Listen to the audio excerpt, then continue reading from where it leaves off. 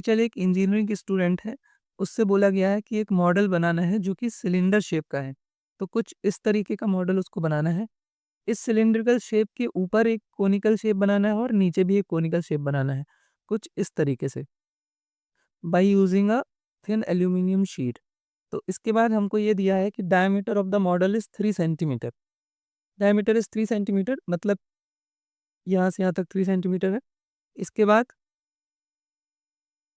Length is 12 centimetre. पूरी जो length है मॉडल की वो है 12 सेंटीमीटर। और 2 कोन जो ऊपर और नीचे लगे हुए हैं, इनकी हाइट भी हमको 2-2 सेंटीमीटर दी गई है। तो यहाँ से यहाँ तक 2 सेंटीमीटर है, यहाँ से यहाँ तक भी 2 सेंटीमीटर्स है। इसके बाद हमें बताना है कि find the volume of air contained in the model that Rachel made. मतलब हमको वॉल्यूम ही निकालना है इस पूरे शेप का। तो सिलेंडर की हाइट कितनी हो जाएगी?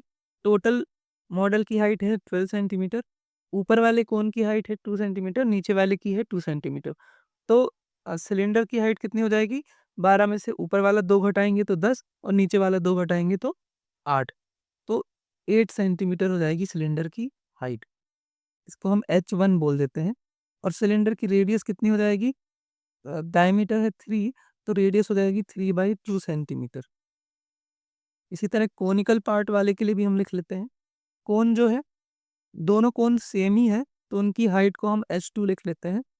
तो H2 हो जाएगी 2 सेंटीमीटर और कोन का रेडियस जो है वो भी हो जाएगा 3/2 सेंटीमीटर, क्योंकि diameter of the model is given as 3 centimetre. तो अब इस मॉडल का वॉल्यूम कितना हो जाएगा?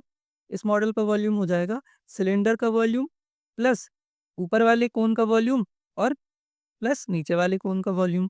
तो हम इसको इस तरीके से लिख सकते हैं कि volume of cylinder plus 2 into volume of cone. इसके बाद volume of cylinder pi are square H1, क्योंकि सिलेंडर की हाइट H1 दी है, plus 2 into volume of a cone. तो वॉल्यूम कोन का जो होता है वो होता है 1/3 पाई आर स्क्वायर। हाइट इसकी है H2, तो कोन की हाइट हमने H2 मानी थी, इसलिए यहाँ पे H2 लिख दिया। अब इन दोनों में कॉमन है पाई आर स्क्वायर, इन दोनों में कॉमन है, तो यहाँ बचेगा H1 plus 2/3 pi are square common है, तो H2 यहाँ पर बचेगा। पाई की वैल्यू रख देते हैं 22/7 और रेडियस जो है वो 3/2 है, तो 3/2 का स्क्वायर है तो 3/2 को 2 बार लिख दिया। H1 सिलेंडर की हाइट है 8 और 2/3 इंटू H2, H2 है 2, तो ये लिख दिया यहाँ पर 2।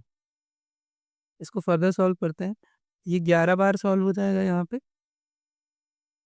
तो इसको हम लिख सकते हैं 11/7 इंटू 3/2 इंटू 3/2, ये 2 कैंसिल हो चुका था तो 3/1 हो गया ये। इसके बाद ये 8 प्लस 4/3, अगेन इसको लिख लेते हैं 11/7 इंटू 3 इंटू 3/2 और फिर ये 3 यहाँ पे एलसीएम आ जाएगा, तो यहाँ पे ये हो जाएगा 24 प्लस 4।